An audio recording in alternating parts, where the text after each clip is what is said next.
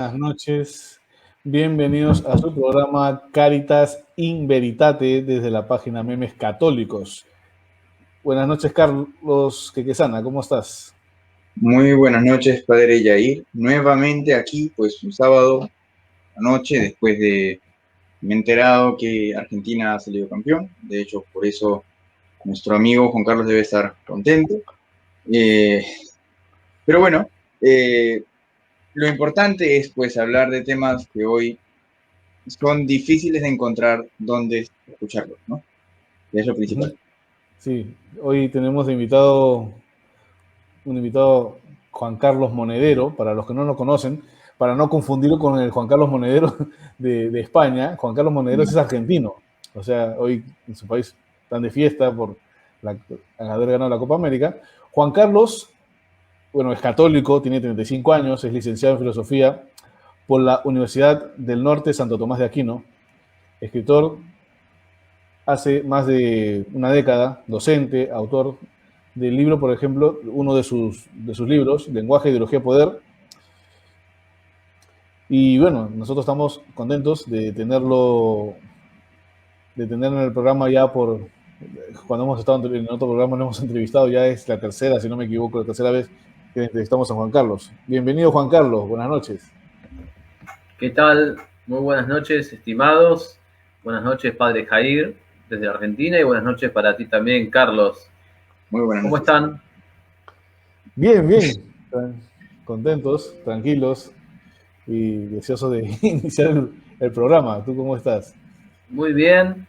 Sí, es un momento que nos da una cierta, a los argentinos en general, una cierta algarabía esta cuestión. A mí me gusta el fútbol, lo vi con mi familia. Así que, como todo, ¿no? Es una cosa más. Me gusta el deporte, me gusta que hayamos ganado. Bueno, la vida sigue, continúa y esperemos que también siga habiendo, ¿no? Importante la caballerosidad deportiva, ¿no? Le ganamos a un gran equipo, que fue Brasil, y por eso nuestra victoria es importante. Y bueno, fue un partido parejo, podría ser de cualquiera la victoria, pero bueno, tal vez fue nuestra, otra vez se fueron de ellos. La vida sigue. Así que bueno, podríamos hacer otro día un comentario sobre el fútbol, pero el padre Castellani hablaba del fútbol. El padre Castellani, ¿no? Castellani argentino hablaba del fútbol. Yo con lo que acabo de decir me parece que es suficiente. Pero es raro que un argentino no hable de fútbol, ¿eh? Sí, nos Sí, encanta, es raro. nos encanta. Vamos. Genera grandes debates, sí. Y aparte le hablamos a la televisión, a la pantalla, diciendo cómo puede ser que hace esto. Es típica, no vayan para atrás, no jueguen para atrás, jueguen para adelante, pero hoy realmente hubo un buen juego, mucho toque, mucha pared. Y yo creo que fue un partido equilibrado, estaba para los dos. Creo que el primer gol, el único gol, bueno, hubo un error del defensor y después el arquero estaba muy adelantado. Estaba muy adelantado el arquero.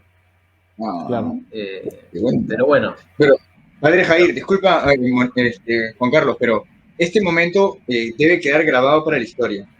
Confírmame, Juan Carlos, ¿no es este quizá el primer momento en vivo en que estás hablando de fútbol? Creo que no, sí. Esto es inédito. Esto es inédito. Y has hablado de cositas, detalles que lo esperaba ver en un programa especial de fútbol, ¿no? Donde retoman la jugada, a ver dónde está parado el arquero, y tú me lo has soltado en menos de 4 minutos. Así que es. vamos, esto muestra algo. Todos saben de fútbol en Argentina. Es que es así, es un fenómeno nacional que tiene cosas a veces muy negativas dentro de algo que obviamente es positivo, es el deporte, es una cosa magnífica. Nuestro cuerpo es creación de Dios y está habilitado para hacer una serie de movimientos, y hay talentos, hay dones espectaculares que hay jugadores que han recibido. No ha sido mi caso, yo no he recibido por ahí ese don. Yo soy un jugador, digamos, defensor, juego bajo y a veces mediocampista, cuando tenía mejor estado físico y corría por toda la cancha. Yo era muy buen marcador, muy persistente. Pero no era una persona que tuviese ahí la magia de crear, de gambeta, tenía cierta visión del juego, pero era más bien marcar, recuperar la pelota y pasarla al que tenía un poco más de creación, ¿no? A jugadas. Estoy sorprendido, ¿eh? Bueno, estos, padre Yair, Jonathan, si nos está escuchando, por favor, Jonathan, estos 5:47, 6 minutos, los grabas, lo editas, lo sueltas y es un éxito este pedacito, ¿eh? Es un éxito. Totalmente. Ahora me tienen que decir ustedes. Es demasiado. ¿Qué posición jugaban? Cuéntenme un poquito ustedes dos, a ver. Oye, no, yo he sido más malo, pero bueno, lo mío es una pena. Pero me han dicho por ahí que el padre Yair jugaba al estilo de Pogba. No. Sí, me han contado. ¿Al estilo de quién? No lo escuché. De Pogba. No, mira, sí, bueno, yo ¿Se jugaba, padre?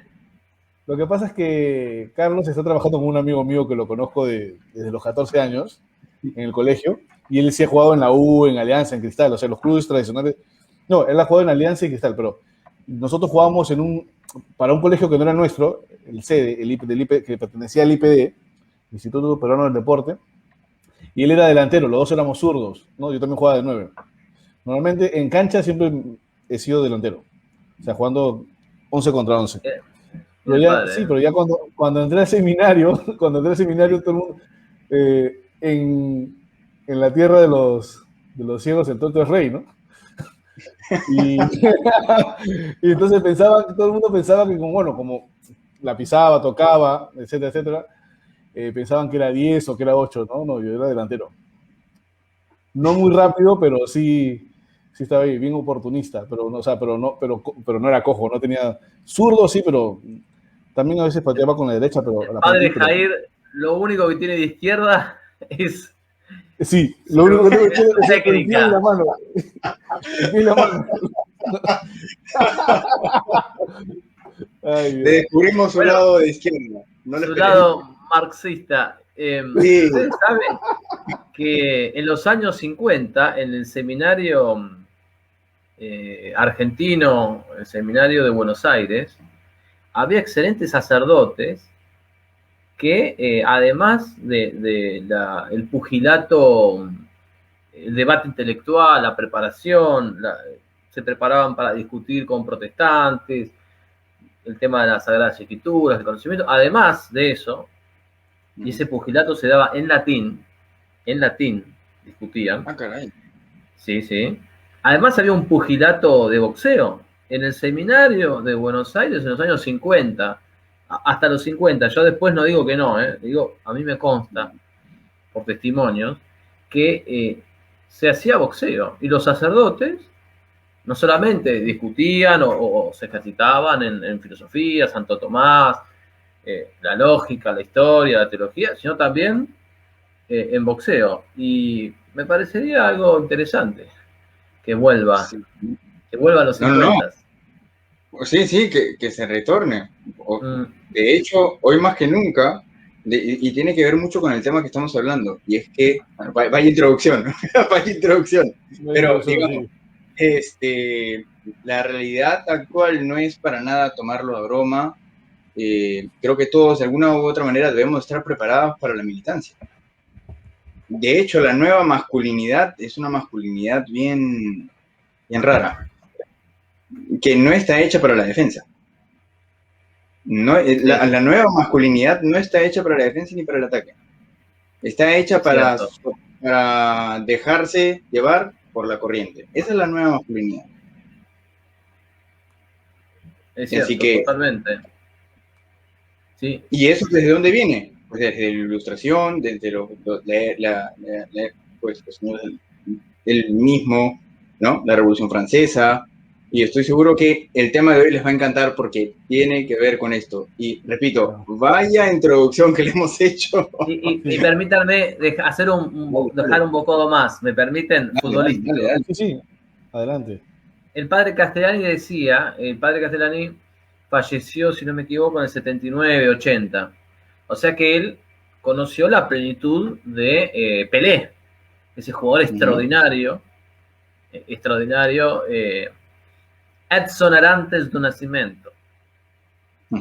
Y a Pelé lo apodaban el Rey, o Rey. Entonces Castellani hacía una broma y decía, ¿se dan cuenta que cuando el pueblo, el populacho, la masa tenía que calificar a un jugador extraordinario, no se les ocurrió llamarlo el presidente Pelé? ¿No?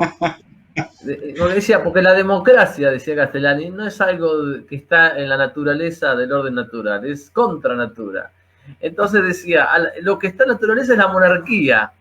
Y hacía esa broma Castellani de que los brasileños enfervorizados cuando veían a ese jugador espectacular que hacía una gambeta que uno no sabía cómo se metía y pasaba arqueros, jugadores, y decía el rey.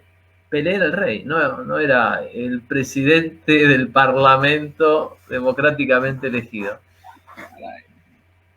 Caray, y ni hablar de Maradona, no le pusieron la cultura, el Estado, la nación, el respeto, no, le pusieron Dios.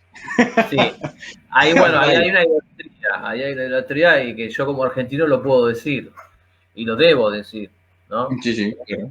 Que lamentablemente hemos querido todos que Maradona hubiese seguido hablando de fútbol.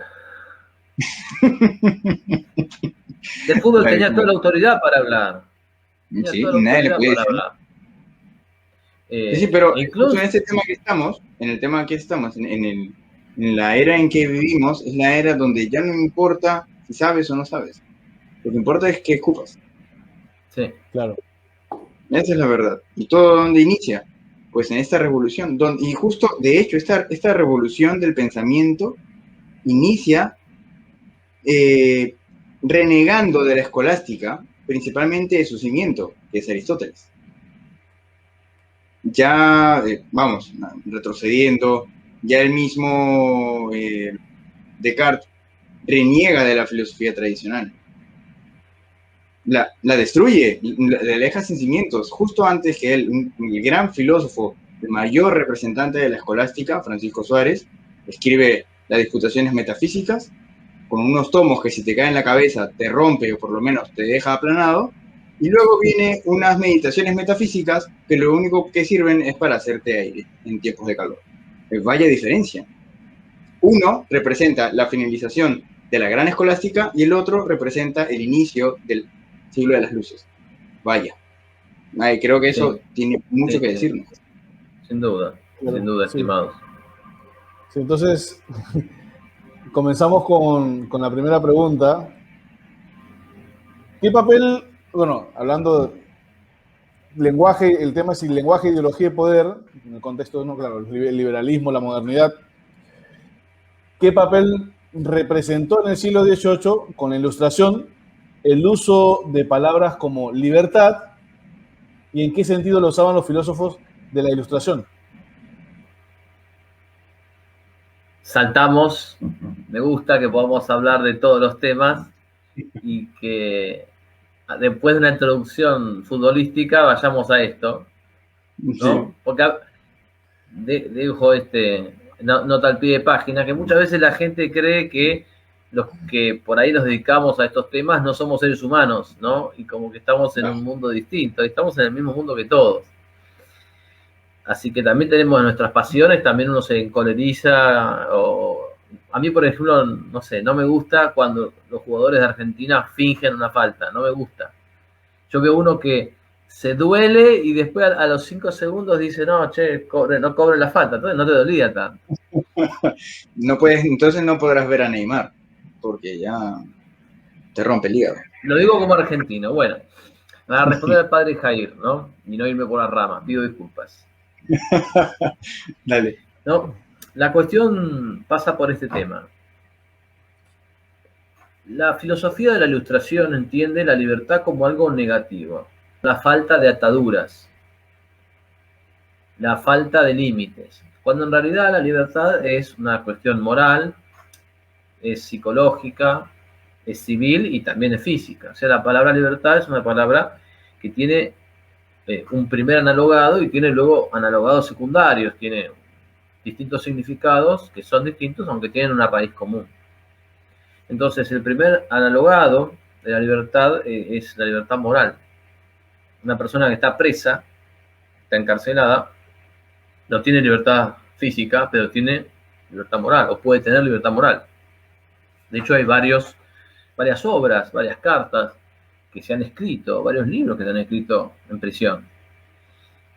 Esa gente seguía teniendo su libertad moral y psicológica, aunque carecía de libertad física. Entonces, para empezar, la Ilustración lo que hace es restringir el concepto a su faz negativa. Entonces, lo que logra la Ilustración es instalar esta falsa dicotomía. Cuando los ilustrados decían, nosotros estamos por la libertad,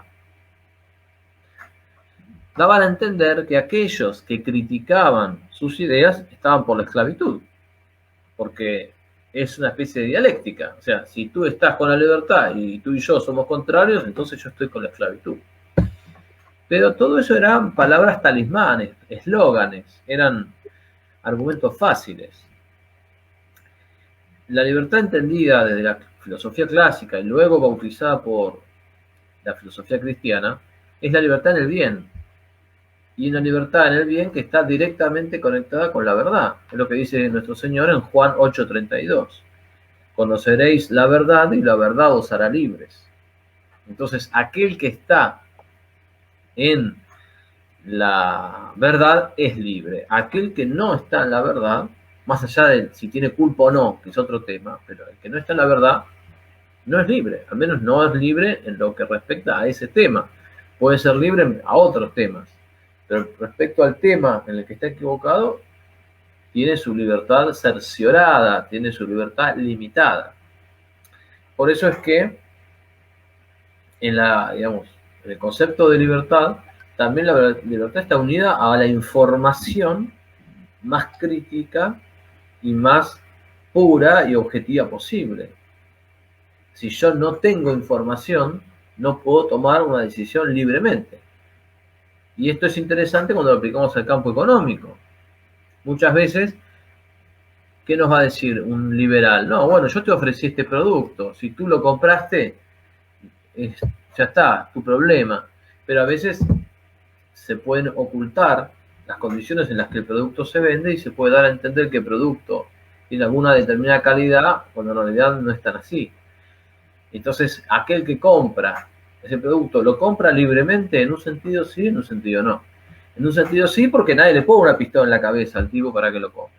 En un sentido no, porque el conocimiento de los aspectos necesarios para valorar ese producto tal cual es, le es vedado a esa persona. Le es deliberadamente, eclipsado por o la propaganda o un cierto sistema económico. Entonces, el mayor ardid de la Ilustración era decir esto: yo estoy con la libertad. Entonces, los que me critican están con la esclavitud. E incluso también la palabra ilustración no es inocente. El ilustrado. Nosotros somos ilustrados. Los otros son brutos, son bárbaros, son góticos, son incivilizados. Nosotros somos la cultura, la razón, el progreso. Los que nos critican son los primitivos. Bueno, y al respecto de esto que estás tocando es importante porque es aquí el quehacer filosófico se vuelve a ser un quehacer instrumental. Ya Francisco Suárez en su primera disputa se había estado preguntando de qué servía la metafísica, y una forma de resumirla es decir que la metafísica sirve para lo que tú quieras que sirva. Esto es interesante, porque en sí no tiene una utilidad, es el conocer por conocer, es un sabor de conocer, es amar el conocer, es amar la realidad. Pero se da cuenta Suárez que sirve, de hecho la metafísica permite que las demás ciencias terminen de abarcarse totalmente, toda la realidad del objeto de cada ciencia. Entonces ya ilustrados, entre comillas. No me gusta decir ilustrados, pero bueno, así se los conoce, así que así les vamos a decir. Más serían los ilustrontos, pero bueno, ese es otro tema. Estos tipos se dan cuenta, ya a partir de la crítica misma, se dan cuenta pues que la metafísica de por sí, ellos lo llaman, le dicen, de hecho de ahí nace esta palabrita, designándola como algo bizantino, ¿no? Son cuestiones que nunca vamos a llegar a abordar porque nosotros solamente nos guiamos por certezas experimentables. De hecho, justo, esto es interesante, Kant en su introducción a la crítica a la razón pura, él ya comienza a hablar pues de esto, que lo único que es ciencia es aquello que es experimentable. De hecho, por eso la metafísica se la baja. Entonces, estos ilustrados, muy hábilmente, destruyen la metafísica escolástica para que lo único que quede es la praxis. Ahora, si lo único que queda es la praxis, todo es utilizable para el beneficio propio. Y es por ello que vemos la repetición de nosotros somos la clásica que ha ocurrido en Perú. El candidato del partido del lapicito, un comunista, dice, yo represento al pueblo. ¿Y los demás? ¿Quiénes somos nosotros? No somos pueblo. Lo mismo ocurre, de hecho, este es el plan, así funcionó también este plan, que se ha repetido a través de la historia en todos nuestros países. Nosotros representamos al pueblo, nosotros representamos la libertad. Exacto. Nosotros representamos la liberación del yugo yanqui. Nosotros, y etcétera. Es un plan perfecto. Maquiavélico, por eso, perfecto. Los que no son, los que están contra nosotros son el antipueblo. Me hiciste acordar una cosa que dice Frédéric Lepley: cuanto más busco la causa de nuestras revoluciones y de los males que llevan consigo, se refiere a la Revolución Francesa, más la encuentro en los sofismas que han infectado nuestra nación hacia fines del siglo XVIII, o sea, la Ilustración. Sabemos que la Ilustración estamos más o menos en 1750 hacia principios del XIX, y que además sabemos que ese movimiento vasto de la Ilustración, ¿no?, con Voltaire, con Rousseau, con Montaigne, contra otros, con Kant, desembocó en la Revolución Francesa. Dice, en los sofismas. O sea, esto es importantísimo porque además explica que las revoluciones políticas tienen un determinante causal importante en el pensamiento. Y por eso, si tienen un determinante causal importante en el pensamiento, también tienen su principal oposición en el pensamiento. Y esto es lo que nuestro sector católico a veces no termina de entender. ¿Cuántos católicos hay que subestiman la formación? Y que creen que, no, bueno, la filosofía no importa, lo importante es la acción. Vamos a hacer un partido y vencer a los comunistas. Y olvidan el pensamiento. O sea, si el pensamiento estuvo en el origen, también está en la causa del remedio. Y lo subestimamos permanentemente. Claro, es por eso que han entrado en toda esta parte de Sudamérica. Se les ha dado mucho espacio y están acaparando prácticamente todo, porque se le ha dado espacio, ya, sobre todo a un comunista no le puedes dar espacio.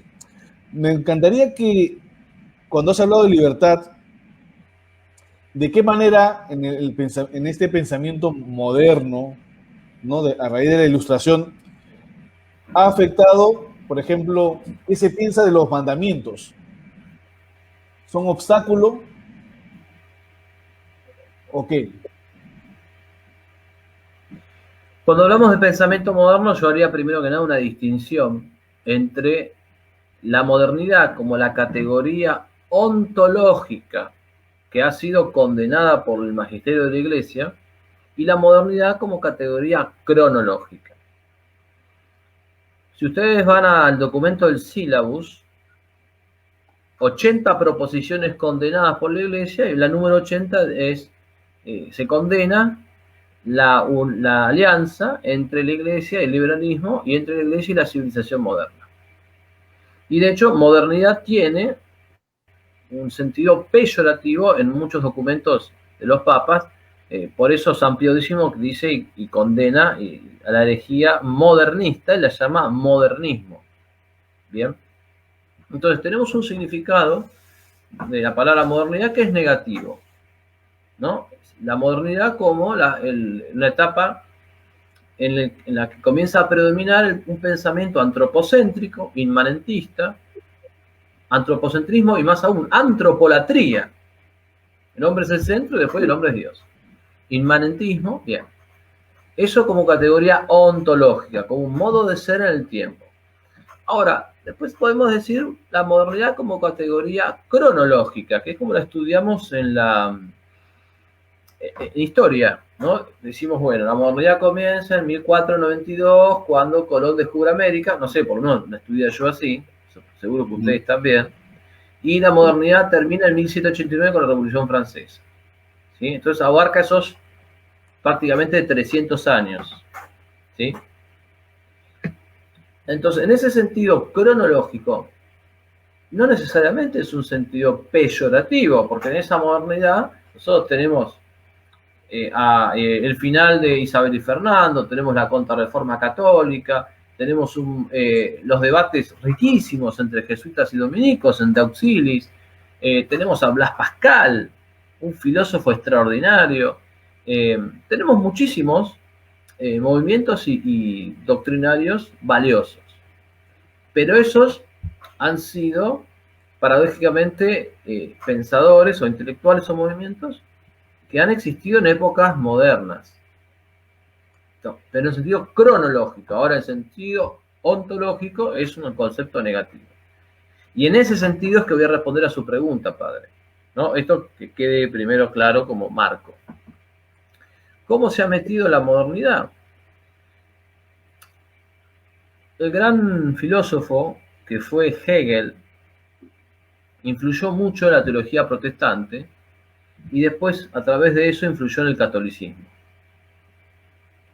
Y desembocó en lo que llamamos herejía modernista, finales del siglo XIX, principios del XX. Y ahí, ¿qué pasó? Se daba a entender una oposición entre ciencia y fe. Tenías al Cristo de la fe y al Cristo de la historia. Entonces, los mandamientos, esa es la pregunta que usted me hacía, no eran considerados una revelación que viene de arriba, sino que eran considerados un emergente del hombre que viene de abajo. Y entonces, como decía el padre Castellani bromeando sobre Hegel, Hegel decía, el cristianismo es la religión más grande que se ha inventado. Ha creado las catedrales, las universidades, y entonces empezaba a alabar al cristianismo. Castellani bromeaba y decía, si ustedes escuchan a Hegel hablar del cristianismo, pensarán que es más católico que el Papa, que yo, que Monseñor tal, que Monseñor cual. Entonces Castellani decía, pero por favor, fíjense, Hegel dice que el cristianismo es la religión más grande que se ha inventado. Entonces, al fin y al cabo, el cristianismo no es más que una manifestación del espíritu humano, muy linda, muy bella, con artistas, con catedrales, pero manifestación del espíritu humano. Entonces nos quedamos en un plano inmanente, no trascendente. Y yo creo que eso es lo que explica que tanta gente, sobre todo teólogos, y párrocos y sacerdotes, manipulan el cristianismo. Porque si tú crees que algo viene de arriba, no lo manipulas. Si tú realmente crees que es una revelación de Dios, te caes muerto antes de manipularlo. O sea, puede ser que seamos infieles, puede ser que seamos débiles, pero bueno, pecamos y vamos para adelante, pero no pretendemos que la Biblia cambie para darnos la razón a nuestro pecado. Pecamos, nos confesamos, pedimos disculpas y listo. Pero no invento otra religión para justificar mi pecado. Bueno, ¿qué está pasando? O qué pasó, mejor dicho, con el modernismo pasó eso.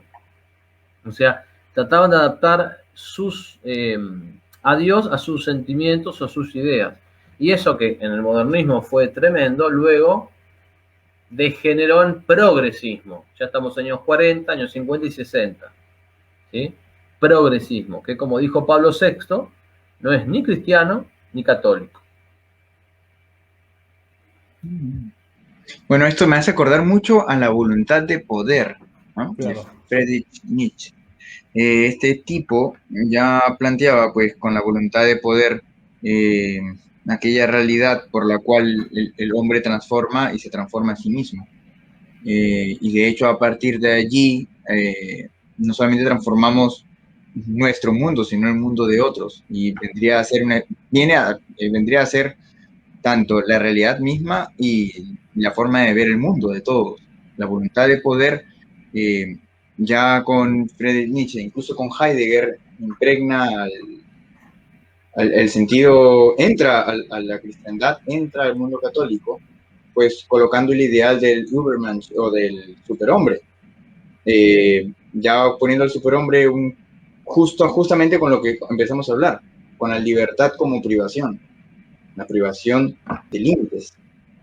Es curioso porque esta ilustración parte de esta idea de no límites, y de hecho se quita la iglesia, se quita de encima los mandamientos, se quita de encima incluso la moral.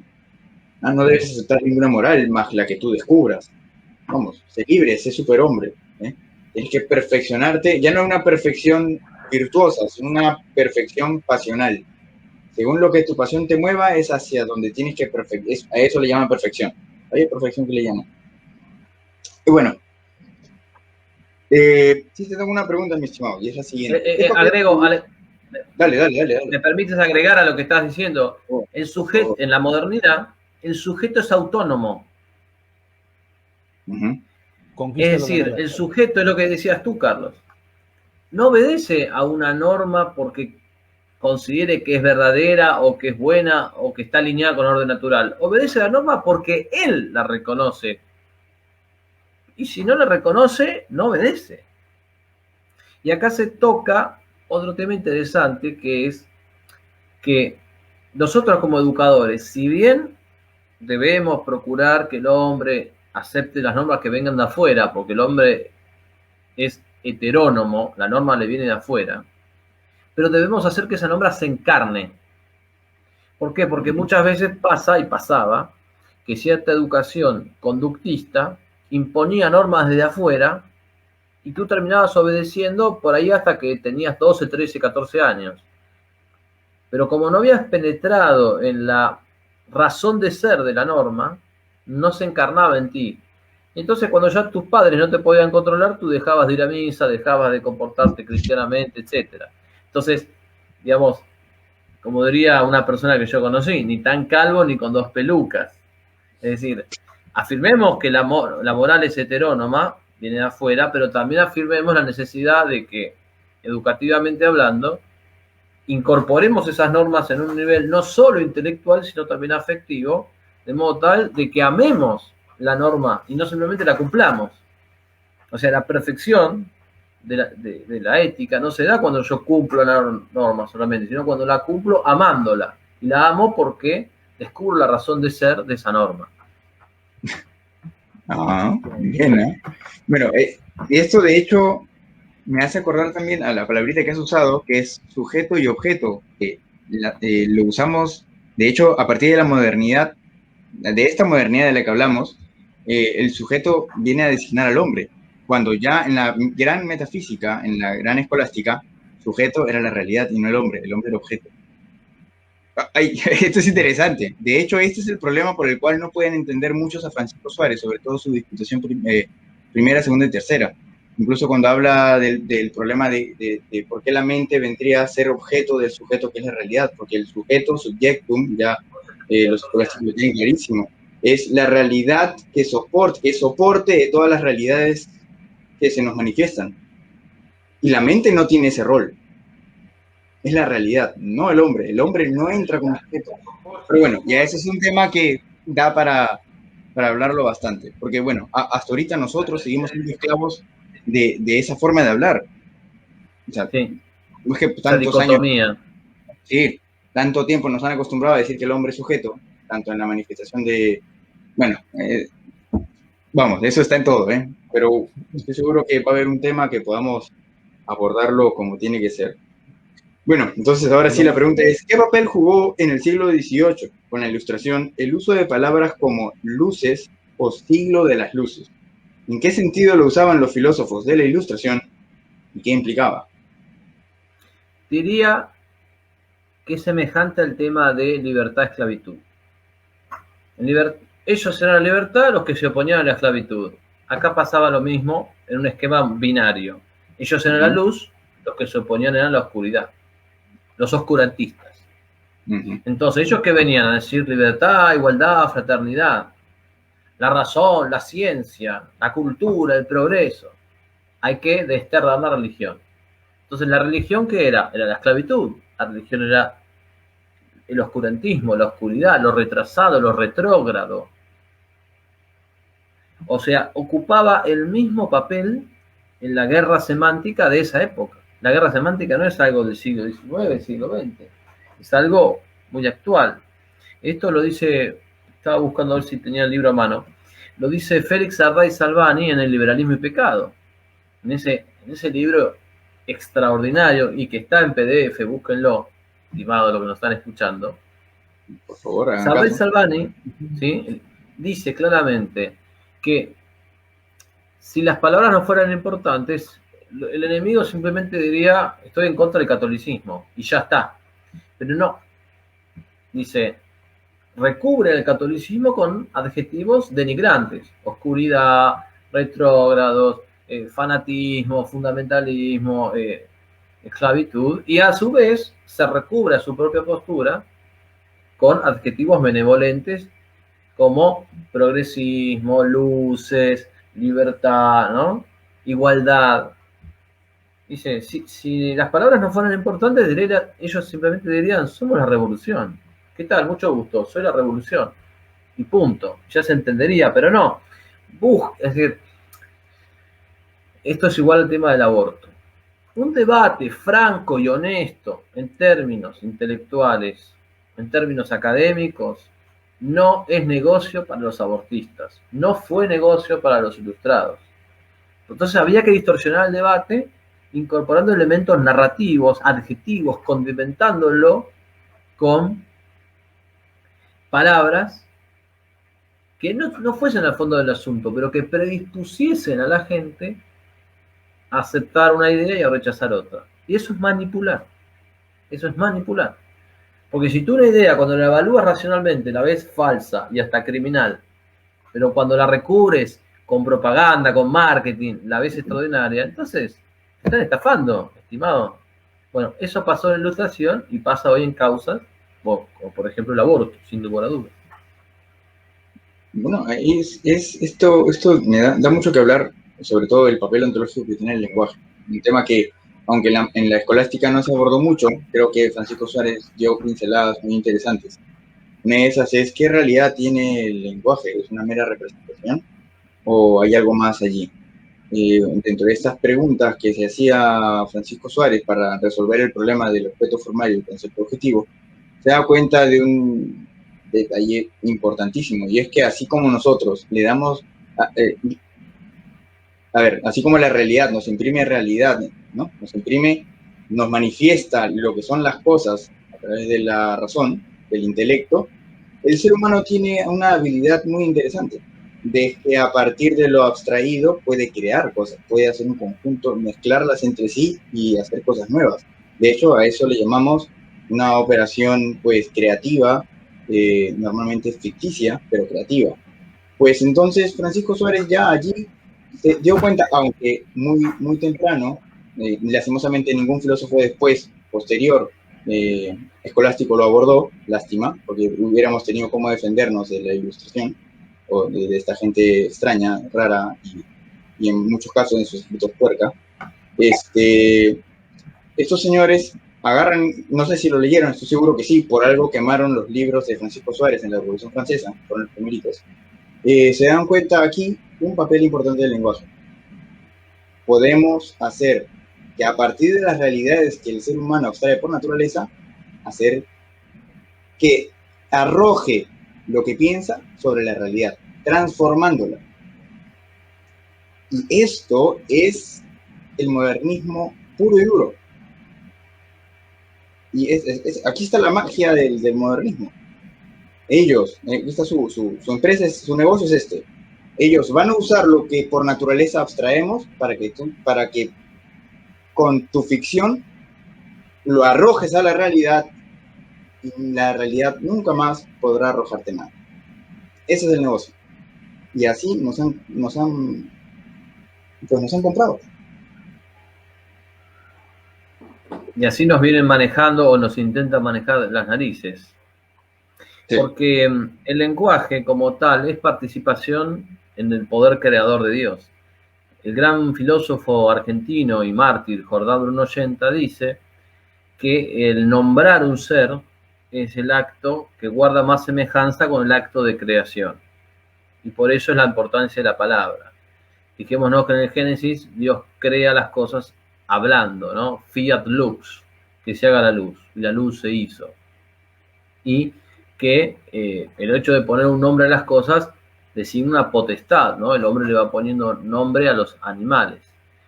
Y por otro lado, también es cierto esto de que cuando nosotros hablamos, cada palabra es como una llama. Cada palabra es una luz que se emite, acentúa o subraya un aspecto de la realidad en detrimento de otro. Esto es algo típico del periodismo. El periodismo, esto lo decía mi abuelo sin estudiar estos temas, pero mi abuelo, por ejemplo, que en paz descanse, Juan Luis Monedero, decía: los diarios comen con lo que dicen y engordan con lo que no dicen. Es decir, el diario subrayaba o enfocaba algún aspecto y le interesaba enfocar, y los aspectos que no le interesaba enfocar o hablaba en una nota chiquita o ni siquiera hablaba, ¿no? Pero esos aspectos existían igual, ¿no? Pero por eso es que una de esas máximas es, en la comunicación, es que no existe lo que no se dice. No existe lo que no se dice. Y al mismo tiempo, si no lo decimos, no lo estamos relanzando en la mente de la gente. Por eso una de nuestras tareas es recuperar un montón de conceptos que esta revolución cultural no quiere que se digan.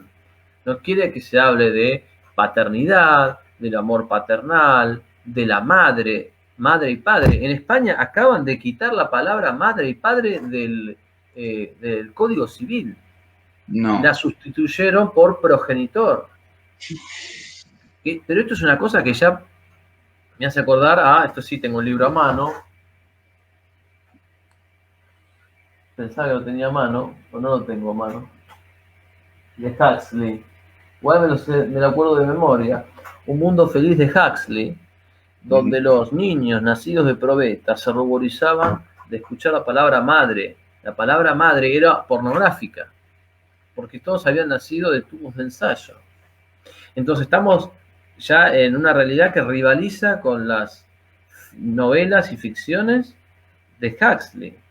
Algo que cuando él lo escribió, mucha gente decía: esto no va a pasar, por favor, lo que estás diciendo. Claro. Entonces, fíjate cómo con el lenguaje tú tienes el poder de dar la existencia a las cosas que te interesan y a las que no. Pero además está lo que dices tú. Tú tienes el poder de crear realidades que en realidad no existen. Colectivo LGBT, le ponemos una pomposa sigla a algo que no existe. O sea, derechos homosexuales, derechos reproductivos. No existe. La sexualidad no es un derecho, es una condición de la naturaleza humana. Y tener relaciones sexuales tampoco es un... O sea, a lo sumo tener relaciones sexuales podría ser un derecho de los esposos, del marido y la mujer, en un matrimonio, pero no es que es un derecho, o sea, así dicho livianamente. Un derecho es la jubilación, el trabajo, la circulación, la asociación, ¿no? Entonces, acá justamente con el lenguaje primero se puede, en su primer nivel de perversión, ocultar cosas que existen y enfatizar y ponernos en la nariz cosas que existen pero no son tan importantes. Y en su nivel de perversión más acentuado es directamente el de crear, acuñar conceptos cuya correlación con la realidad es nula. Tenemos antes de seguir con las siguientes preguntas, una de las personas que nos está siguiendo dice: licenciado, ¿nos podría ilustrar sobre las leyes naturales y la libertad? Pregunta del público. Requiere un curso de filosofía. ¿La ley natural y la libertad? Sí. Es difícil la pregunta que me hace. Usted es muy malo, padre Jair. Usted sabe que esa pregunta... Yo estaba seguro que lo tenía aquí en el libro. Bien, voy a inventar alguna excusa, voy a apagar la cámara y lo voy a buscar. La ley natural, la pregunta es sobre la ley natural y la libertad. Sí. Lo que le puedo decir es que es una pregunta muy amplia, si puede ser más específico. Eso requiere todo un curso de filosofía. Lo que le puedo decir es que la ley natural es la ley no escrita, que está en el corazón del hombre y que su legislador es Dios. Y que la ley natural es el molde al cual las leyes humanas miran y redactan sus codificaciones, sus códigos, ¿no? De suerte tal que la ley escrita es o debería ser un reflejo de la ley no escrita que está en el corazón. Y que cuando la ley escrita contradice la ley natural o la ley no escrita, puede ser lícito desobedecer y a veces es obligatorio desobedecer. Esa es la parte que más me gusta a mí. Bien, perfecto. Bueno, aquí, antes de, perdón, padre, pero alguien que nos está viendo que se llama Leopoldo Reyes pone, no podés crear nada. Y su razón parece ser que dice, nada se crea, nada se destruye, todo se transforma, la ley del eterno del mundo. Bueno, para responderle rápido, con creación podríamos hacer muchas distinciones, pero entre la más clave está la que impropiamente es, porque no es un acto del primer analogado, que vendría a ser la creación del poder divino, sino del poder del intelecto humano, que sí puede crear cosas a partir de otras, que a saber, de las abstracciones de la realidad. Así, por eso, el señor Leopoldo Reyes, usted puede crear un mundo ficticio en su cabeza donde el marxismo hace a un país súper desarrollado, por ejemplo. Bueno, sí, cuando hablamos de creación, hablamos de creación en sentido impropio. Uh-huh. Es como cuando decimos el poeta crea, no estamos diciendo que hay una creación en sentido propio al estilo de Dios, estamos diciendo creación en sentido impropio o en sentido analógico o creación en sentido derivado. Por eso, uh-huh, el comentario de esta persona me parece que apunta a la creación en sentido propio. Nosotros estamos hablando de la creación en sentido lingüístico, o sea que no, es como son... Digamos, lo que estamos diciendo no contradice lo que dice él, y lo que dice él no contradice lo que estamos diciendo nosotros. Son dos planos distintos. Uh-huh. No se me enojen. No nos ataquen tanto.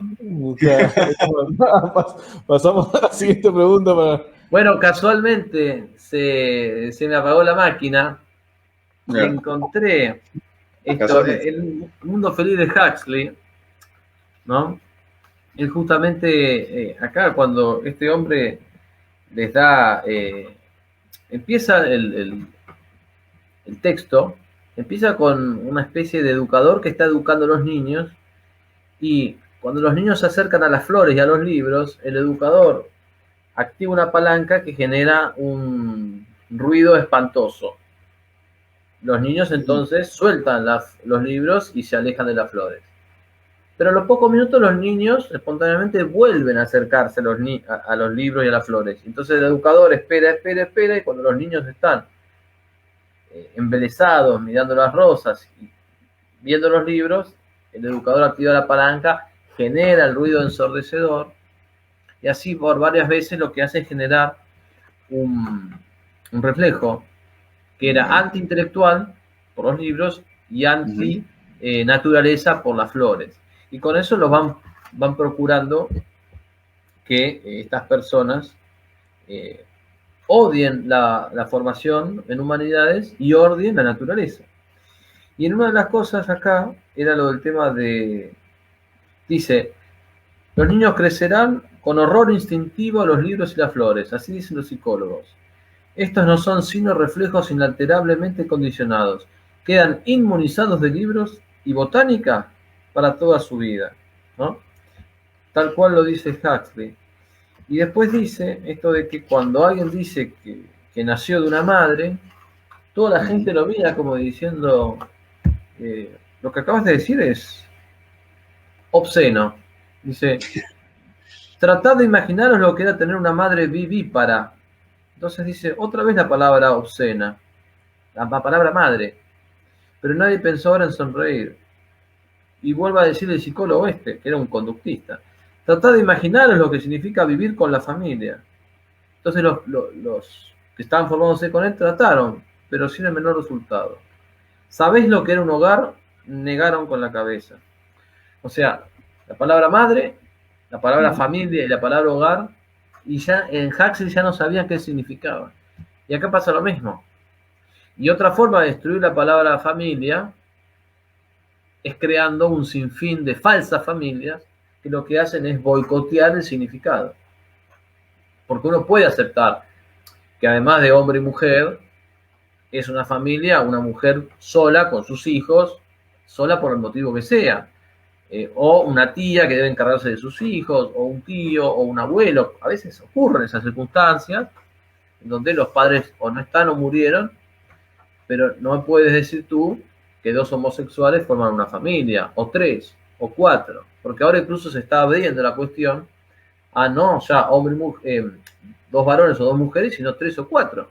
Porque una vez que tú rompes la lógica, puedes romperla 1000 veces. ¿Por qué dos? ¿Por qué nos quedamos en dos? Podemos ir para 3, 4, 5, o también hay gente que ahora habla del matrimonio que se casa consigo mismo. El hombre caído de Dios cae de sí mismo. Tal cual. Ay, Dios, a lo que hemos llegado. Bien. Yo creo que sí, pasamos a la siguiente pregunta, antes que se nos pase el tiempo. Y bueno, ahora vamos en el contexto de lo económico. ¿Qué papel ocupa, o sea, en la dinámica del lenguaje actual, qué papel ocupa el uso de los términos que tanto se está utilizando en estos últimos, sobre todo en estos últimos días, sobre todo en nuestro país? Libre mercado o mercado libre.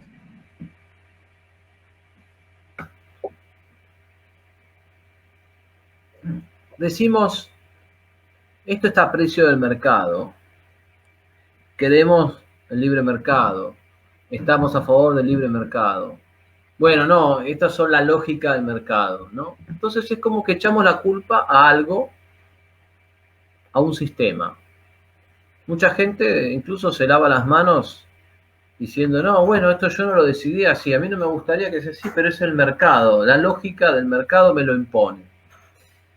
Entonces yo creo que el uso del término mercado libre o libre mercado lo que hace es enmascarar que las decisiones que ocurren en el campo económico, mejor dicho, que las cosas que ocurren en el campo económico no son fruto accidental de leyes inmanentes e impersonales de la naturaleza. Son frutos de decisiones de personas con nombre, apellido. Son decisiones libres. De un grupo determinado de personas. Lo que estamos haciendo es despersonalizando la economía, diciendo, no, bueno, es el mercado. No, no es el mercado. Es un grupo de personas que tomó esa decisión, pudiendo haber tomado una decisión en el sentido de favorecer a la familia, tomaron una decisión que la perjudicaba. Entonces hay una responsabilidad y hay una forma de revertir eso. No digamos el mercado. Supongo cuando, como decimos, los medios de comunicación, no, los medios, tal cosa. Detrás de los medios hay una persona, hay un periodista, y atrás del periodista hay un productor, y atrás del productor hay un dueño. No seamos ingenuos. O sea, el medio como tal es un instrumento. El instrumento nada hace si no fuese por la persona que lo está sosteniendo. Yo no puedo decir que el cuchillo me cortó. Me cortó alguien que sostuvo el cuchillo y me lo clavó. Acá pasa lo mismo. Los medios, no. Los medios es un medio, es un instrumento. Pero hay alguien que tenía ese medio en la mano con el cual ese medio nos lo dio por la cabeza. Y lo mismo pasa acá. Entonces yo creo que hay que, de alguna manera, personalizar los medios de comunicación y personalizar la economía. Dejar de decir no, la lógica del mercado. No. Esto es un grupo de personas que se pusieron de acuerdo o no, o piensan todos igual, y llegaron a la conclusión de manera independiente, pero siempre es un grupo de personas que tomaron una decisión y eligieron una mayor rentabilidad por sobre lo estético, lo ético, lo moral, lo religioso, pero tomaron la decisión. No es que llueve, ¿no? Si llueve yo no puedo hacer nada. Me puedo quedar en mi casa usado con un paraguas. Acá no es que llueve. Alguien tocó un botón para que algo pase. Y eso tenemos que tenerlo perfectamente en claro. Porque además, el poder al cual nosotros renunciamos, luego se nos va a aplicar en la cabeza. Entonces uno dice, no, bueno, esto es así por la lógica del mercado. No, no renuncies a tu poder. Tu poder quizás no sea tan grande como el del empresario, pero vos tenés algo de poder y podés elegir dónde comprar, dónde no. Y también una manera puedes premiar al que hace las cosas bien y puedes penalizar al que hace las cosas mal. ¿Cómo? Eligiendo a quién le compras y a quién no. Entonces, si yo digo, este empresario no me gusta, porque toma decisiones antifamilia, pero lo sigo comprando, soy incongruente. O estoy dando un mensaje incongruente. Entonces digo, no, me gusta esta persona, me gusta la persona que hace este programa, pro vida, pro familia. Bien. Pero, ¿y le doy dinero? O le sigo comprando al otro que hace las cosas mal. Entonces, bueno, también eso tiene que ver. Yo jerarquizo con el dinero algunas cosas y desjerarquizo otras. Y me parece importante entonces que recuperemos la noción de las cosas. La economía no es un terreno donde las cosas pasan porque sí. Claro. No, de ninguna manera. Entonces podemos decir que alguien tocó el botón de repente para que sube el dólar, alguien tocó el botón para que quiebre tal o cual empresa, alguien tocó el botón para que suba el aceite, suba la carne, suba el arroz, etcétera, etcétera. Alguien o alguienes, si me permiten el neologismo. Alguien o algunos. A veces también pasa otras cosas, que esto pasa también en el campo médico. Está el efecto colateral, ¿no? A ver, cuando el médico nos quita una muela, nos produce un dolor. ¿Su objetivo era producir dolor? No. Su objetivo era quitar la muela. Pero por la naturaleza de las cosas no se puede quitar la muela sin producir algún dolor. A veces en la economía pasa lo mismo. No es que una persona quiere jorobar a otro, sino que la otra persona realiza una acción que tiene como efecto previsto, tolerado, o a veces buscado, no digo que no, pero a veces tiene un efecto previsto el daño a otra persona. Por eso lo ideal es armonizar. Ahora, ¿qué pasa? Ni el liberalismo ni el socialismo buscan armonizar nada, ¿no? Cada uno tira del extremo de la concordia social, y si la cuerda se rompe, se rompe. Por eso es que la Iglesia condenó ambas ideologías. Pero la idea es la armonización de los intereses en juego, teniendo en cuenta que aquel que tiene más espalda debe recibir más peso, ¿no?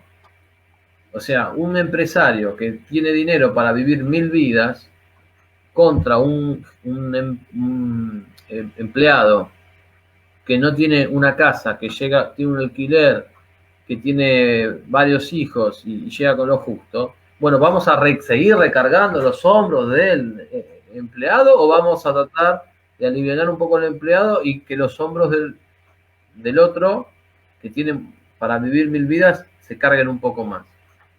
Es una cuestión de proporción. Eso nosotros lo entendemos espontáneamente a nivel físico, ¿no? Estamos en una reunión y si hay que hacer fuerza, ¿quién la hace? No la hacen las mujeres, la hacemos los hombres. Ahí no aplicamos la lógica de la supervivencia del más apto. Los hombres vamos y hacemos la fuerza porque sabemos que nosotros, con un esfuerzo medio, hacemos eso en un tiempo suficiente, y que a las mujeres le contaría más. Bueno, ese mismo criterio de proporcionalidad lo aplicamos también en la economía. Claro. Deberíamos aplicarlo en la economía. Es importante lo que has dicho, porque al final, para descubrir el tipo de entidad que le corresponde a la economía, hay que hacer la distinción. simple y llana, una de las más evidentes, la distinción entre un ente natural y un ente cultural. Para descubrir el primero, tienes que eliminar la operación humana y lo que queda es natural.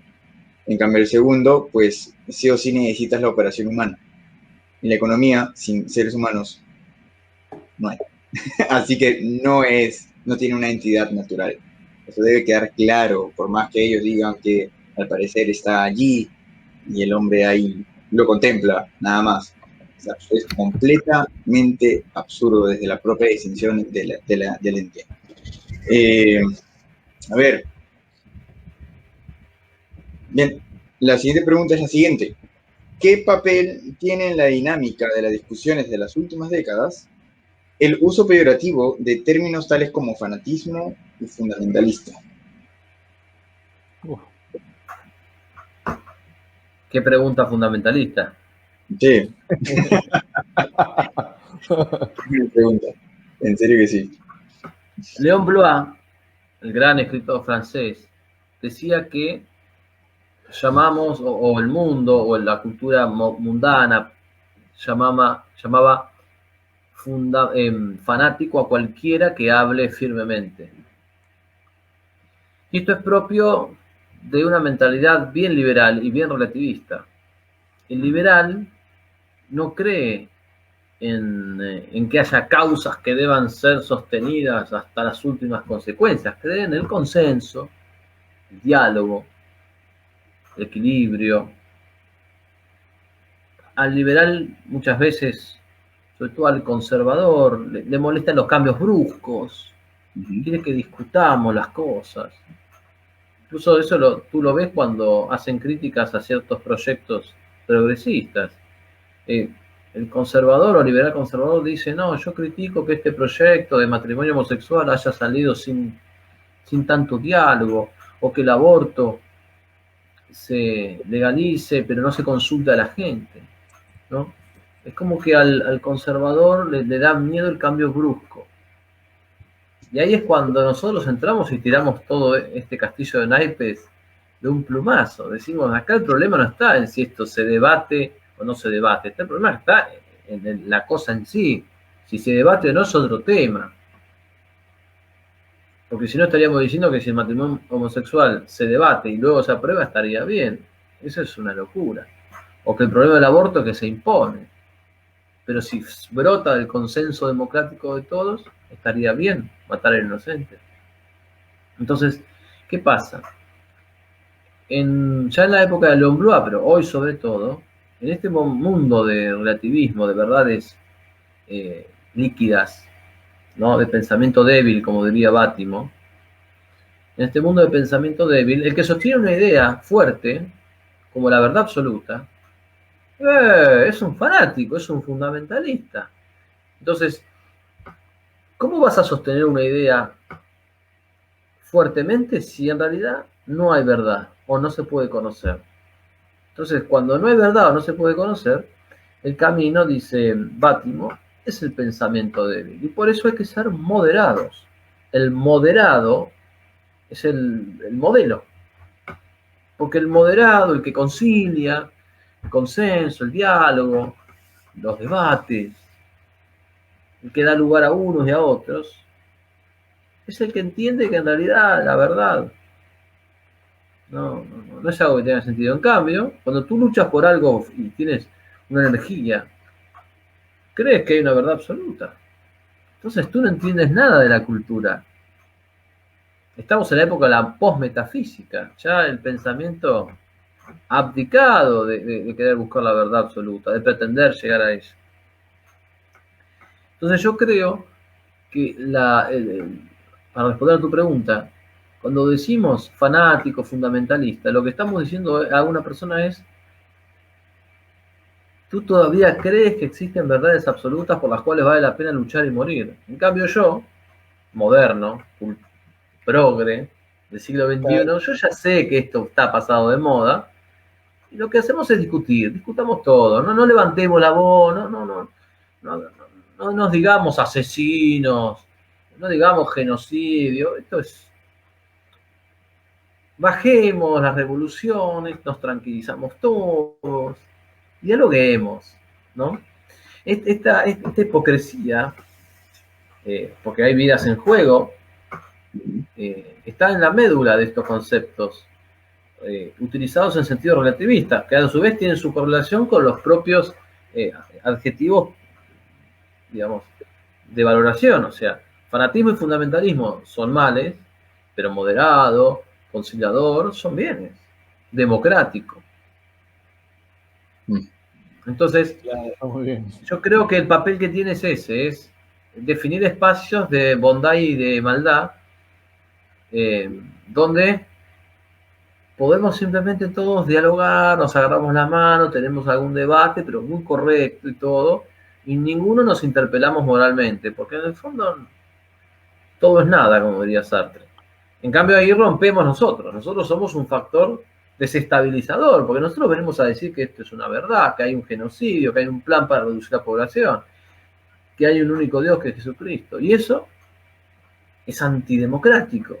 Y bueno, somos antidemocráticos. No es lo mismo que ser antirrepresentativos. Al contrario, creemos en la representación política, pero no creemos en la verdad líquida de estos muchachos como Gianni Bátimo, que además es comunista. O sea que ese mismo Gianni Bátimo, que dice que la verdad absoluta lleva al crimen, sostiene un sistema que llevó al crimen y se cargó a 100 millones de personas en el siglo XX. Mira, Juan Carlos, yo creo que el más experto que está viviendo esto en carne propia es el padre Yair. El padre Jair, vamos, el hombre ha estado, he visto varias publicaciones suyas que lo han estado fastidiando y en muchos casos se pudo decir acoso. Pero ¿por qué temas, padre? ¿Por qué temas a usted lo paran fastidiando en redes o por sus comentarios? ¿Qué tipo de comentarios, qué tipo de acciones hace que a esta sociedad líquida no le gusta? Bueno, cuando no hablo, justo lo que está diciendo Juan Carlos, ¿no? Cuando digo que la verdad es una, lo que, bueno, la iglesia dice esto, en cualquier tema, sea religioso, litúrgico, teológico, lo que sea. Eso, no. Y lo peor de todo es que no es de gente ajena a la iglesia. Es de gente que está dentro de la misma iglesia. Como por ejemplo, yo dije que ante los atropellos que hemos estado viviendo durante todo este tiempo, debería haber una intervención de las Fuerzas Armadas en el Perú. No, porque tanto los dos candidatos son corruptos. Una opinión mía. Bueno, al final, por ejemplo, o sea, a mi opinión, o sea, por ejemplo, entre el candidato que entre, va a haber disturbios, va a haber muerte, va a haber todo. Pero en los dos hay corrupción. Entonces, que entre las Fuerzas Armadas y que se hagan unas nuevas elecciones. Eso es católicos, ¿ah? Catequistas, miembros de parroquias, miembros de movimientos eclesiales. O sea, ni siquiera es gente de decir, bueno, gente que a las justas, católicos que a duras penas van a misa y se confiesan una vez al año, o no, gente que se confiesa asiduamente, gente que comulga, etcétera, etcétera. Eso es antidemocrático. No. Eres un... Es más, uno me hizo un screen y dijo, eres un fascista. Me dijo así. Padre, te ha ganado el cielo. Se te salió lo fascista. Me dijo, wow. Pero con todo lo que ha dicho Juan Carlos, a mí me encanta lo que ha dicho. Sí, hay que dialogar, hay que ser moderados, etcétera, etcétera. Pero a la hora de la hora, a todos los que son moderados, piensen distinto, ¿no? Pero a quienes atacan de una manera cobarde a los contrarrevolucionarios, ¿no? A quienes atacan de manera cobarde a la iglesia, como sucede, ¿no? Distorsionando el lenguaje, distorsionando la información, se ataca a la iglesia. A los que tratamos de hacer vivir la única verdad. Claro, incluso, mira, te digo, incluso dentro del clero, sucede eso, ¿no? No, ya no podemos decir extra iglesia, por ejemplo, ya no podemos hablar del extra iglesia no en las salos. No, ya. O sea, eso sucede. Está sucediendo hoy, dentro de la iglesia y toda la gente, y espero que reaccionen todas las personas que nos están viendo desde sus hogares. No podemos hablar de eso. ¿Por qué? Porque hoy, es más, hoy escuché y me dio mucha pena, mucha vergüenza ajena escuchar, no podemos hablar eso hoy. O sea, dándome a entender que la verdad no está en la Iglesia Católica. O sea, por ejemplo, ¿no? O sea, ese tipo de ataques he tenido, diálogos con laicos, con ministros ordenados que he tenido que tengo de vez en cuando. A lo que hemos llegado. No, es que tú eres tradi. Eso está mucho mejor. Es que además... Te lavó el cerebro. Es que además yo, por ejemplo, me gusta poner algunos casos concretos para ver esta gente. Supónganse que esta gente de usted le dice eso, padre, tiene la desgracia de chocar y tiene un juicio sobre de quién es la culpa. Ahí no va a haber ninguna verdad relativa. Ahí la persona va a querer llegar a una conclusión objetivista, metafísica, de pensamiento fuerte, medieval. ¿Quién tuvo la culpa? ¿La tuvo el otro o la tuve yo? Y el tribunal va a tener que decir, o tuvo la culpa uno, o tuvo la culpa del otro, o la tuvieron los dos, o ninguno, pero va a tener que decir algo.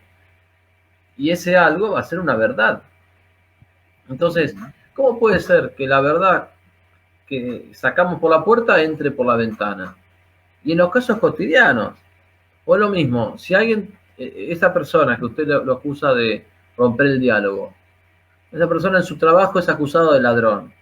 Bueno, o es ladrón o no es ladrón. Y ahí tenemos el principio de no contradicción de Aristóteles. O es ladrón, o sea, es o no es. Y la disyunción, ¿no? El principio de tercero excluido. No hay otra posibilidad. No hay una tercera posición. O es ladrón o no es ladrón. No, bueno, pero eso es muy duro, claro. Eso, cuando lo aplicamos a la fe católica, es durísimo, rompe el diálogo, rompe el ecumenismo. Ahora lo aplicamos a la vida cotidiana porque es lógico. Entonces, si lo podemos aplicar a la vida cotidiana porque es lógico, ¿por qué no lo podemos aplicar a otros temas? No es lógico no poder aplicar la lógica a todos los temas. Entonces, que además nosotros no estamos diciendo que el que no sostiene lo que estamos diciendo está en la mentira, necesariamente no. Pueden haber un montón de razones que expliquen una ignorancia no culpable en esas personas.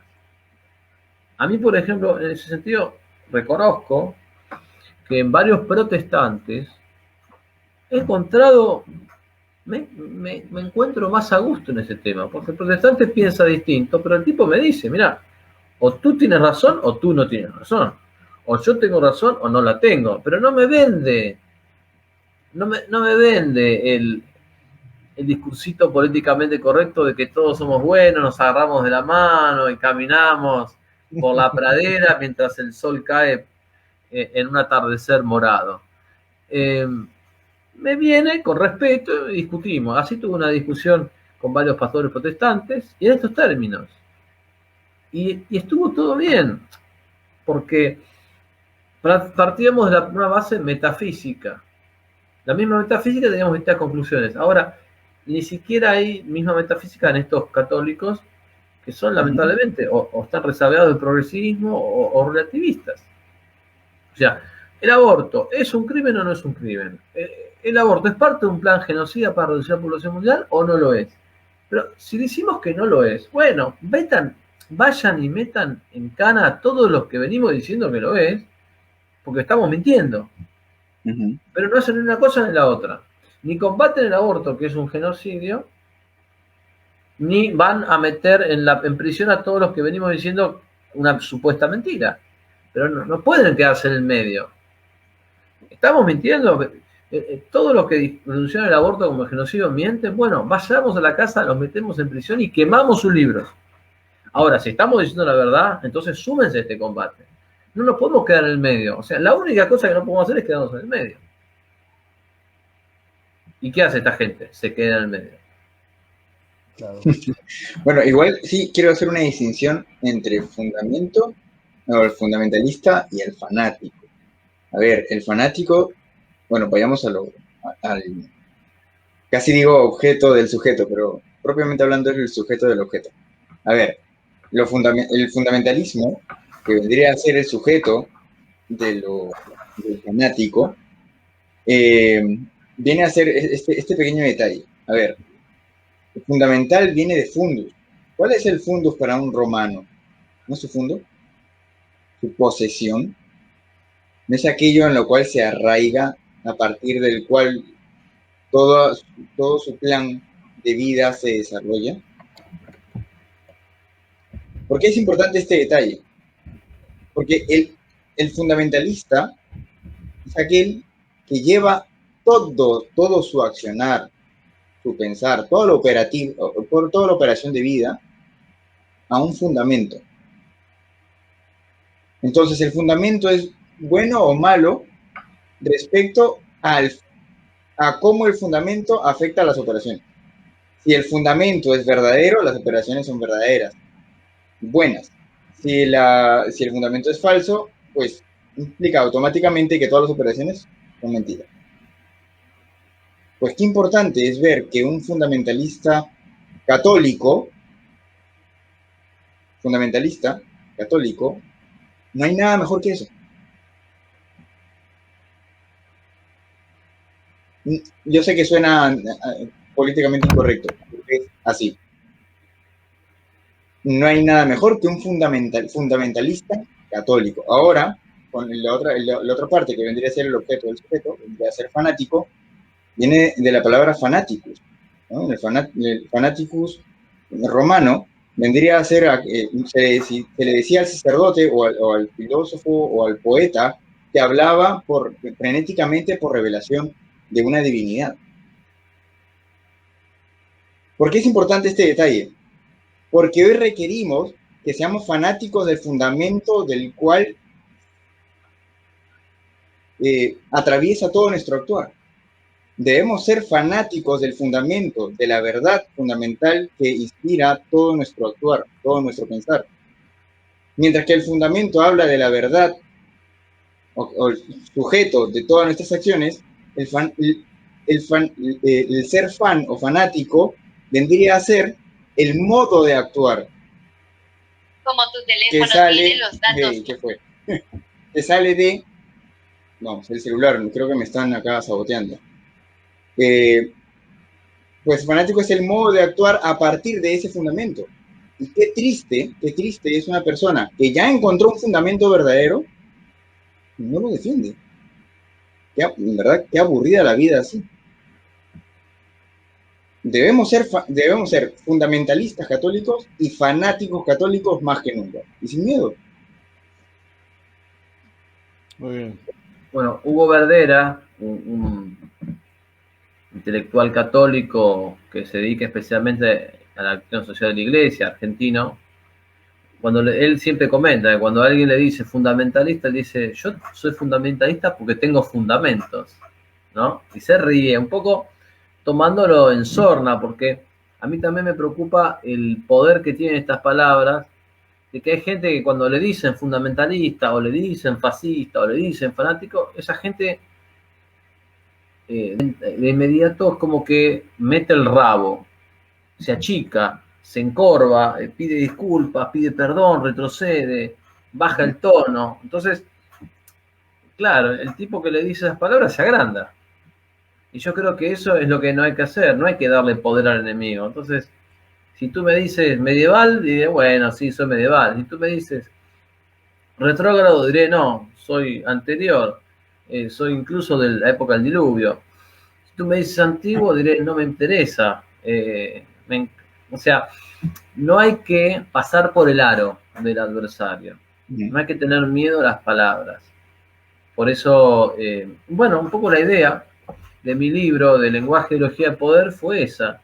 Fue la de explicar porque no había que tener miedo a las palabras. Consulta, ese libro, ¿cómo lo has distribuido? ¿Son 2 libros, un solo libro, un solo tomo? Son 2 tomos. Este es el primer tomo, la tercera edición, que salió hace poquito, Lenguaje, Ideología y Poder, con prólogo del padre Sáenz y Antonio Caponeto. Este salió en 2015. La tercera edición salió en enero de este año. Y este es el tomo 2, ambos disponibles en Amazon. El tomo 1 tiene los artículos que van desde el 2008, 2009 hasta el 2015. Y el tomo 2, es más gordito, tiene los artículos que van desde el 2016 al 2019. Y para los argentinos trata todo el tema del debate contra Macri y la legalización del aborto. El padre me comentó sobre un libro, ¿verdad, padre? Me comentaste un libro más sobre de Juan Carlos. Cuarentena. Sí. Ajá. El tercer libro que salió hace poquito es el libro donde hablo de la cuarentena, con prólogo de Roxana Bruno, editorial Escipión, que este editorial lo distribuye en Mendoza, en Córdoba, en Tucumán y en Salta. Y en San Luis también.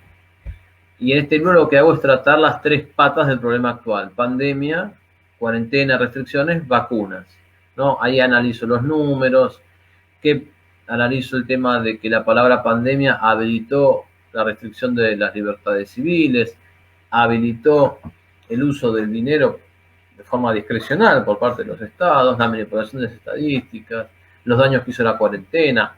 Por decir 2 o 3 botones de muestra, en Argentina arrestaron a una nena de 10 años que no llevaba barbijo. Una nena de 10 años. Y había un padre que tenía a la hija enferma, a punto de morir con cáncer, recorrió 1000 kilómetros para verla y le prohibieron verla porque supuestamente se iba a contagiar y no sé qué, y no se pudo despedir de su propia hija. Al mismo tiempo, el presidente, cuando muere Maradona, organiza un funeral en el que asisten 1 millón de personas en la Casa Rosada. Entonces, este hombre no puede despedir a su hija, que se llamaba Solange, pobrecita, que murió de cáncer. Pero el presidente sí puede abrir la Casa Rosada para que vengan 1 millón de personas al funeral de Diego Armando Maradona. Esa es la coherencia con la que vivimos en Argentina. Y finalmente el tema de las vacunas, yo más que nada lo ataco por carácter transitivo, porque acá no sabemos el contenido de las vacunas. Pero si nos mienten con los números, si aplican de manera arbitraria la cuarentena, yo de las vacunas no puedo esperar nada bueno. Así que yo analizo esas 3 cosas y muestro que... ¿Dónde lo podemos demostrar? Los 3 están en Amazon. En Amazon. Este en Argentina salió hace poco en versión física. El tomo 2 está agotado, está en Amazon, y el tomo 1 todavía hay ejemplares en físico y está también en Amazon. Si están en Argentina, los que están disponibles por ahora es el tomo 1 y el libro de la cuarentena, que tiene una tapa excelente de mi amigo Mariano Gabriel Pérez, con diseñador gráfico, con prólogo de Roxana Bruno. ¿También estás vendiendo en PDF o no? ¿Cómo, perdón? ¿En PDF también estás vendiendo virtual? No. Se pueden comunicar, sí, o sea, está en Amazon y se pueden comunicar conmigo de manera privada y se los puedo acercar por PDF. Vale, ¿tu página cuál es? ¿Donde se pueden comunicar contigo? Está www.jcmonedero.com, este es mi blog, y luego está mi Facebook, donde ahí me pueden escribir, o también mi canal de YouTube, que ahí, digamos, ojo que no me confundan con el español, que es prochavista, comunista, a favor del aborto y todo. Antítesis. Es mi antítesis, así es. Bueno, recordemos, hay que hablar después con Jonathan pues sobre ese porcentaje. Hablaremos con Jonathan, que Jonathan quiere el 120% de mis libros. Un saludo para Jonathan. Saludos, por favor, que gracias a él este programa es posible. Así es. Bueno, Juan Carlos, ha sido un gustazo haberte tenido en el programa. Ya no ha sido primera vez, espero que se vuelva a repetir. Gracias. Y bueno, a seguir disfrutando y celebrando en tu país con la familia. Esperemos que se vuelva a repetir la Copa América. ¿Eso te refieres? ¿Que ganamos la Sí. Copa América? A ver si el Bueno, año que también. viene ganamos el Mundial. Bueno, ojalá. Ahí sí está muy, muy difícil, pero no es imposible. Que gane el mejor. Y si tiene que ganar Bueno, solo tengo que decir que Perú o la Argentina, que gane el mejor. este programa ha tenido el lujo de tener a Juan Carlos Monedero haciendo un análisis futbolístico. En vivo, por redes sociales. Díganme qué programa lo ha logrado. Bueno, así que lanzamos un reto a los demás programas que te inviten, Juan Carlos, a ver, que intenten lograr hacerte hablar de fútbol. Nosotros lo hicimos. Muchísimas gracias. Ha sido también gracias a ustedes, la circunstancia ayudó, pero yo creo que el fútbol es un lugar en el que se puede reflexionar desde un lugar diciendo cosas distintas a las habituales, ¿no? A mí finalmente, hay 2 o 3 jugadores en Argentina que han enfrentado a los medios de comunicación y a los periodistas deportivos, y a mí me pareció genial. Y los han puesto en su lugar con una elegancia. Los voy a mencionar, son 3, los que yo conozco. Uno es Riquelme. Riquelme lo conoce, ¿no? Gran mediocampista. Claro. Si ustedes buscan en YouTube, hay un par de videos donde Riquelme le responde a los periodistas, y hay unos periodistas estúpidos, deportivos, que siempre buscan el escándalo, y Riquelme los ubica de una manera impresionante. Después también está otro que se pelea con los periodistas y los ubica, Gabriel Heinze. Para mí es una delicia ver que un jugador ubica a un periodista. Estos periodistas que se creen se pueden llevar el mundo por delante, ¿no? Porque la libertad de prensa, igual.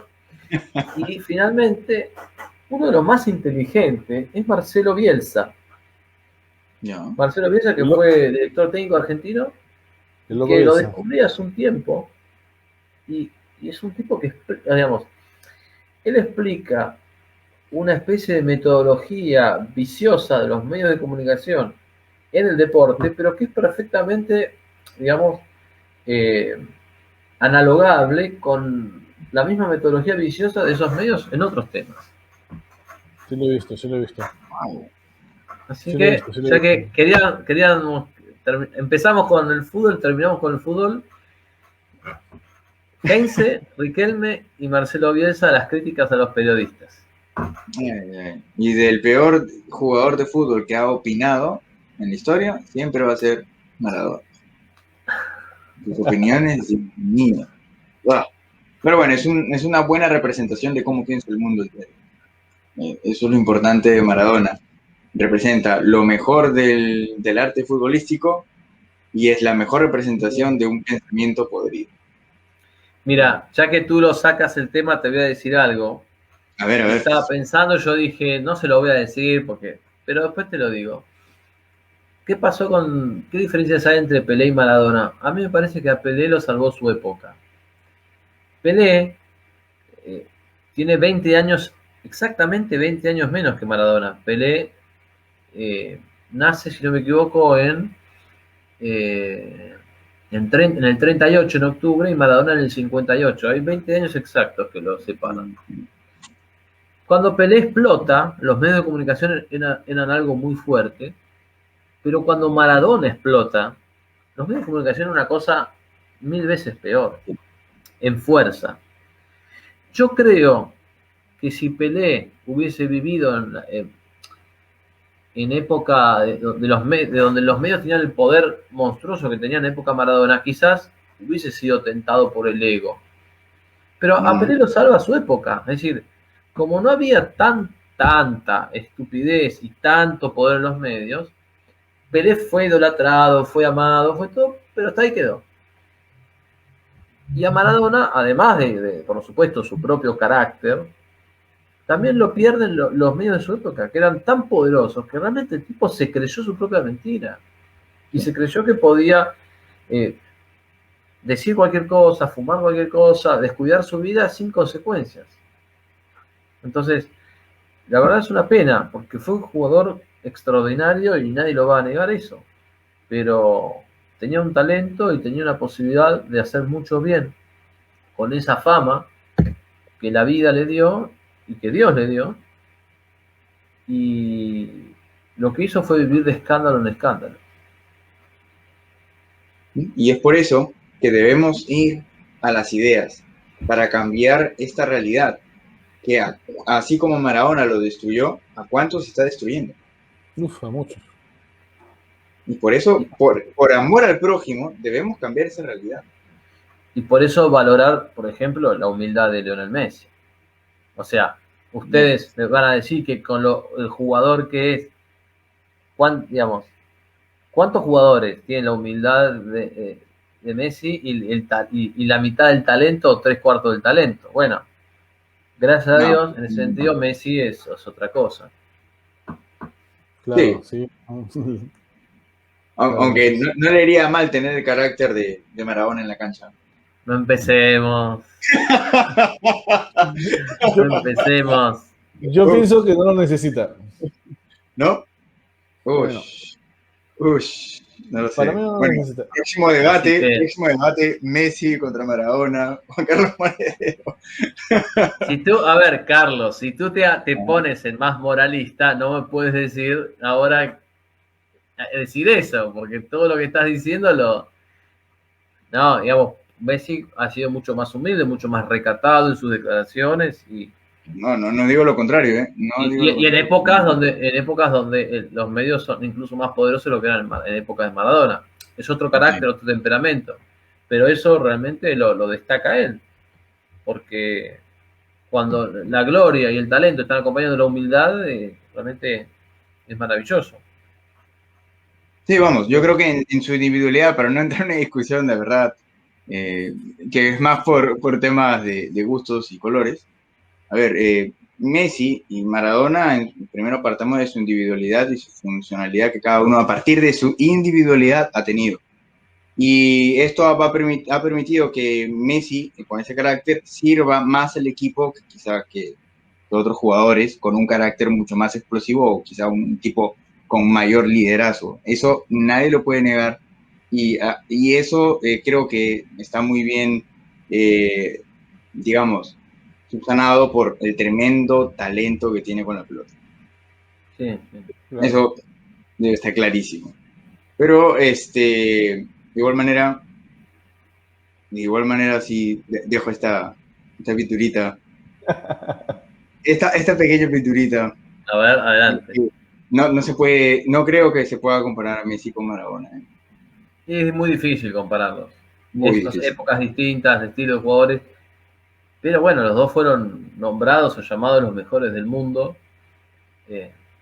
Yo personalmente lo que destaco es eso, es que quizás él también, en un momento alguien se sentó con él y dijo, mirá Messi, vos tenés el talento para ser Maradona, pero te pido por favor que hables solo de fútbol y no estés todo el día generando problemas. Y quizás Messi lo entendió. Y el tipo dijo, este talento, recordemos una cosa, cuando Maradona, creo que en los años 90, en un momento Maradona, los periodistas se metían a la casa y yo recuerdo muy bien que Maradona agarró una escopeta. ¿Qué? ¿Así? Un escándalo, les disparó, no mató a ninguno, pero o sea, la fama también se puede volver en algo insoportable. O sea, Maradona no tenía vida privada. O cada vez menos. Entonces, ojo con eso, porque un poco como en la película, me voy un poco de fútbol, me voy a las películas. Como la película esta de Notting Hill, la de que actúa Julia Roberts. Julia Roberts en esa película no tenía vida privada. Entonces, ojo que también la fama se puede ver en un boomerang, donde una persona no tenga descanso ni sosiego nunca. Y el personaje público se coma al privado. Entonces, tiene que haber un espacio de defensa de lo privado ante la voracidad de lo público, y los periodistas no pueden, no deben tener un cheque en blanco para hacer cualquier cosa, ¿no? Sí. Igual hay que prepararnos como personas para el éxito, ¿no? Una vez que te llega el éxito y no estás preparado para ello, pues te come. Uno tiene que prepararse. O sea, como católicos debemos buscar el éxito pues por amor al prójimo, ¿sí? Porque con el éxito podemos dar apoyar, por ejemplo, oye, tenemos un viaje o queremos ir a misa y tales personas no pueden. Oye, toma el pasaje, llévate a toda tu familia. Mira, oye, la magnanimidad. Sí, sí. Exacto, Sí, pero hay sí, que sí. prepararse para el éxito. Hay que prepararse porque si no va a suceder esto. Messi y Cristiano Ronaldo son personas que se han preparado para el éxito y por eso el éxito no se los come. Sí, es cierto. Es que ahora no se preparó en ningún momento. Le llegó el éxito y ya está. Sí. Sin conocer la vida de ellos, pero evidentemente hay un carácter templado que les permite llegar a eso sin desbarrancar. Y eso tenemos que aprender nosotros como católicos. Hay un éxito que tenemos que alcanzar por amor al prójimo. ¿Y cómo lo tenemos que hacer? Pues ya, tenemos algunos ejemplos. De acuerdo. Sí. De acuerdo, Carlos. Bien. Terminamos. Gracias, Juan Carlos. Gracias, Carlos, también. Terminamos un placer, con muchísimas gracias. Ha sido un gusto. Un gustazo. Terminamos con una oración a Nuestra Señora del Carmen, la Virgen María, que en unos días celebraremos su fiesta. Aquí en mi diócesis es solemnidad, porque es patrona de la diócesis. En nombre del Padre, del Hijo y del Espíritu Santo. Amén. Dios te salve María, llena eres de gracia, el Señor es contigo. Bendita tú eres entre todas las mujeres, y bendito es el fruto de tu vientre, Jesús. Santa María, Madre de Dios, ruega por nosotros pecadores, ahora y en la hora de nuestra muerte. Bien. Nuestra Señora del Carmen, ruega por nosotros. Dios esté con ustedes, con tu espíritu. La bendición de Dios Todopoderoso, Padre, Hijo y Espíritu Santo, sea sobre ustedes y les acompañe siempre. Amén. Bien. Buen domingo a todos. Buen domingo, Juan Carlos. Muchísimas gracias. Un abrazo, Padre Jair. ¿Cómo, Carlos? Que ha sido un gustazo, Padre Jair, Padre Juan Carlos, mi estimado Juan Carlos. Padre con minúscula. Padre con minúscula, mi hijo nació hace unos meses. Pero, sí. Felicidades. Está muy bien. Si no van a pensar que soy un... Van a decir Padre Juan Carlos y no usa... Van a pensar que soy un cura progresista. Me haces quedar mal, Carlos. Un jesuita. Qué fuerte. Muchísimas gracias a ambos. Un abrazo para los dos. Disfruté mucho esto, pasó volando y saludos también a todos los espectadores. Hasta pronto. Hasta pronto, Nos vemos.